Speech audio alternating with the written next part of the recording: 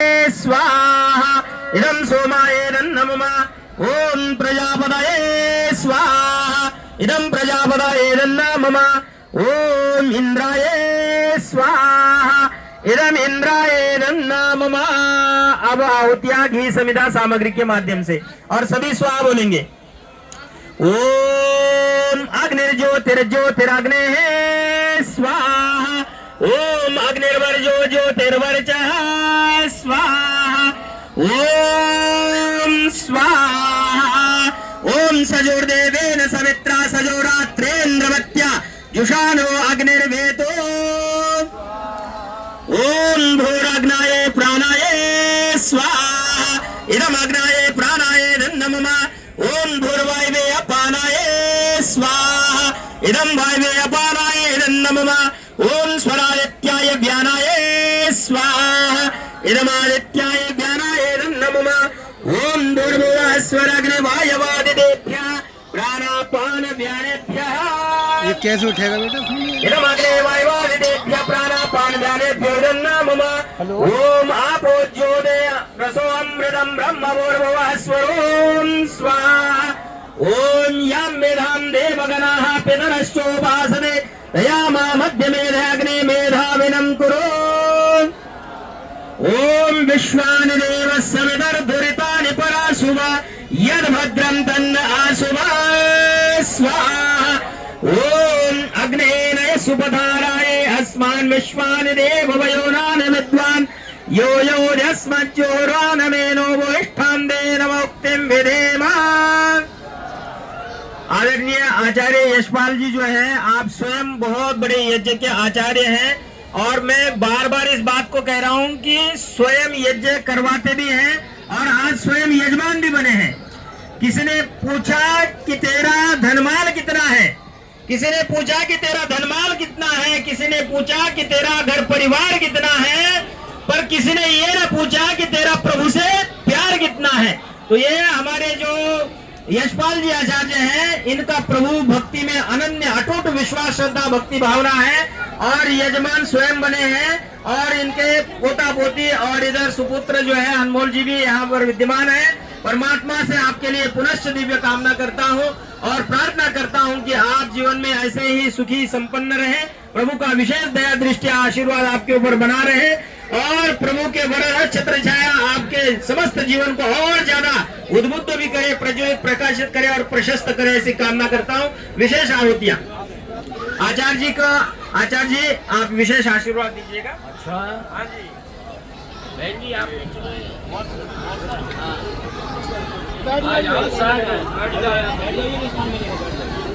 बीच में व्यवधान ठीक नहीं लगता है।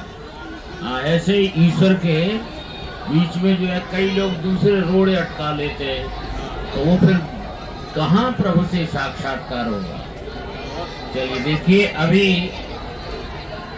जैसा कि बता रहे थे भाई, वास्तव में यशपाल जी का जीवन यज्ञमय जीवन है। जो व्यक्ति तीसरी पीढ़ी से, ये मेरे गांव से हैं,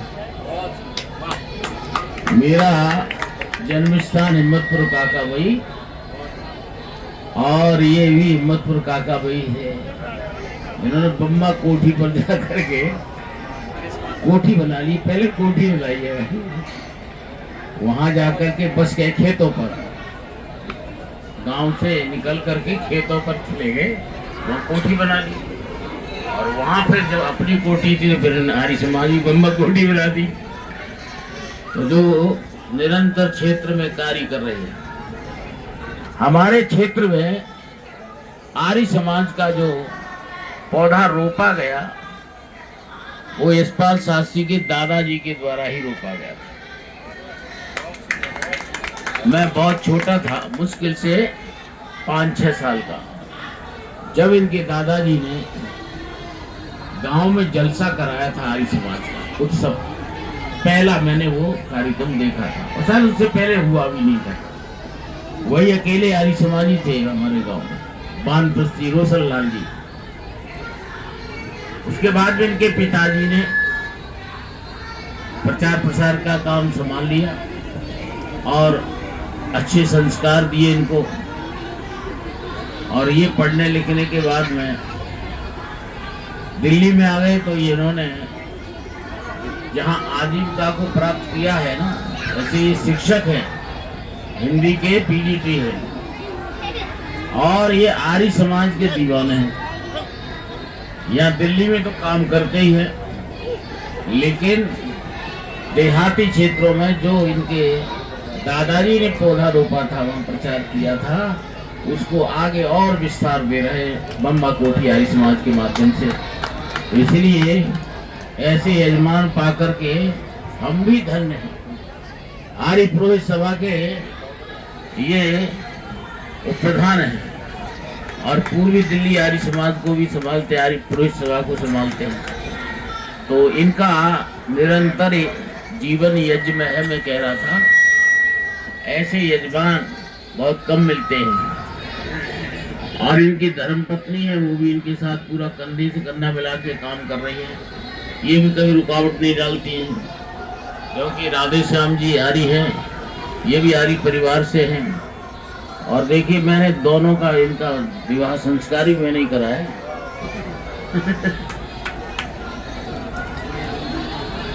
यार जितने पुरोहित दिल्ली में घूम रहे हैं, कम से कम 30-40 जोड़े मेरे संस्कार कराए हुए हैं।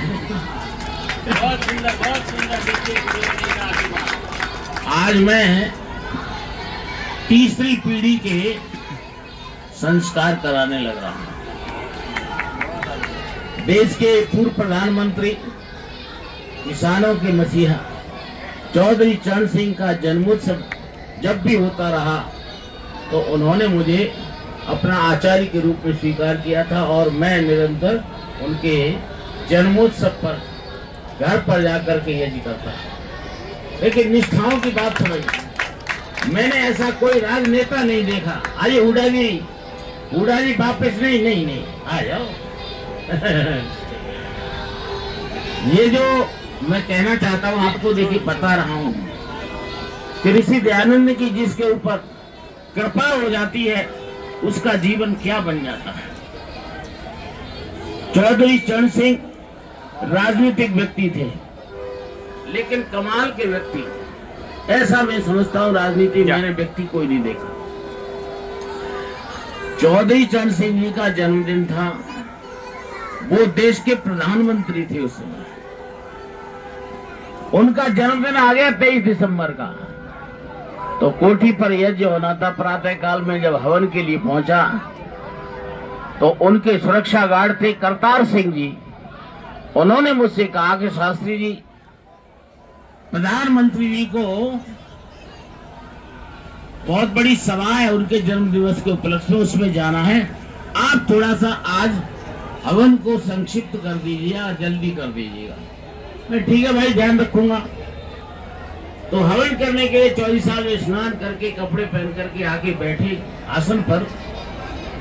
तो मैंने आचमन कराने के पश्चात विश्वामित्र मंत्र पूरा बोला और हिरण्यगर्भ ये मंत्र मैंने पूरा किया ही था कि चौधरी साहब ने मुझे रोक लिया और मुझे रोक करके कहते हैं, क्या बात है शास्त्री जी, आज कहीं जाना है किसी यजमान के यहाँ? मैंने कि नहीं, मुझे तो नहीं जाना है, पर मुझे कहा गया कि आपको एक जनसभा में जाना है। तो बोले, मैं अब एक बात जो कह रहा हूं उसे सुनो। क्या कहा चौधरी चरण सिंह ने कि बिल्कुल ठीक है कि मुझे जनसभा में जाना है, लेकिन ये बात सुन लीजिए, आप एक भी मंत्र जल्दी नहीं बोलेंगे। जैसे आप पहले मंत्रों का उच्चारण करते रहे सस्वर और जिस ढंग से करते रहे हैं वैसे ही मंत्र बोलिए। मुझे कोई जल्दी नहीं है जाने की, मैं पहले यज्ञ करूंगा उसके बाद में कहीं जाऊंगा। तो मैं भी आश्चर्यचकित हुआ। मन के दो कितनी निष्ठा है स्वामी जी को, चौधरी साहब को, कि देश का प्रधानमंत्री कह रहा है कि मुझे यज्ञ में जल्दी आहुति डालने की कोई जल्दी नहीं है, आप आराम से जैसे यज्ञ करते कराते रहे मेरा, वैसे ही कराइए। तो चौधरी चरण सिंह जी का जन्मदिन कराते रहे। उनकी पोतियां थी, उनके पोता जयंत जो आज मिनिस्टर है, उनकी दोनों बहनों की शादी कराई। और चौधरी अजीत सिंह जो उनको पुत्र थे, उनके जन्म दिवस मनाए। इन सब के बच्चों के नामकरण किए। तो अब जो है हम जयंत चौधरी की बेटियों का जन्मदिन मनाते हैं। वैसे तो जन्मदिन चौधरी साहब का भी मनाते हैं, अजीत सिंह जी का होता है तो उनका भी मनाते हैं, जयंत का भी, साथ ही उनकी बेटियों का भी। तो इस तरह से ऐसे ही इनके परिवार के साथ ही मेरा कहना यह है कि वही संबंध है बहुत पुराना। तो ये यज्ञ में मैं कह रहा था आस्था रखते हैं। मिशन के प्रति बहुत कम लोगों को जब कहीं भी 4 पैसे का हिसाब किताब बन जाता है, जुगाड़ बन जाता है, तो लोग बहुत से जो है धन पा करके इतर आ जाते हैं। और सबसे पहला काम करते हैं लोग ऐसे धन कुबेर जो हैं वो श्रद्धाविहीन हो जाते हैं। लेकिन ये श्रद्धा के साथ यज्ञ भी करते हैं, कराते भी हैं। तो ऐसे यजमान को पा करके हम सब भी धन्य हो जाते हैं। तो यशपाल जी का परिवार प्रभु की कृपा से, आपके आशीर्वाद से, ऋषि दयानंद की इनके ऊपर पूरी छत्र छाया है। तो बाबा रामदेव जी जा रहे, देखो अपनी छाया लेकर के। हाँ बोले तो हाँ, डॉक्टर साहब को बिठाते हैं अभी। तो हम जो है यशपाल जी की दीर्घायुष्य की, स्वस्थ जीवन की, सफल जीवन की कामना करते हैं। ये परिवार फलता फूलता रहे, श्री समृद्धि से युक्त रहे, यही प्रार्थना है, याचना है। प्रभु से स्वीकार करो, प्रभु स्वीकार करो। बोलिए आप लोग। ओम सत्यः सबलः परिपूर्णः सन्तु यजमानस्य कामः। ओम सत्यः सबलः परिपूर्णः सन्तु यजमानस्य कामः। ओम सत्यः सबलः परिपूर्णः सन्तु यजमानस्य कामः। हे प्रभु, बोलिए, हे प्रभु, यजमान की सभी शुभकामनाएं परिपूर्ण हो गए। ये सदैव इसी प्रकार यज्ञादि शुभ कर्मों का आयोजन करते रहे। हम इनके मंगलमय, सौभाग्यशाली, स्वस्थ जीवन की, सफल जीवन की कामना करते हैं। ओम सौभाग्यवस्तु, ओम शुभम भवतु, ओम स्वस्ति स्वस्ति स्वस्ति स्वस्ति। धन्यवाद जी, बहुत बहुत। उठिए और दूसरों को स्थान दीजिए। हमारे बीच में अभी यशपाल जी बैठे थे, दिल्ली के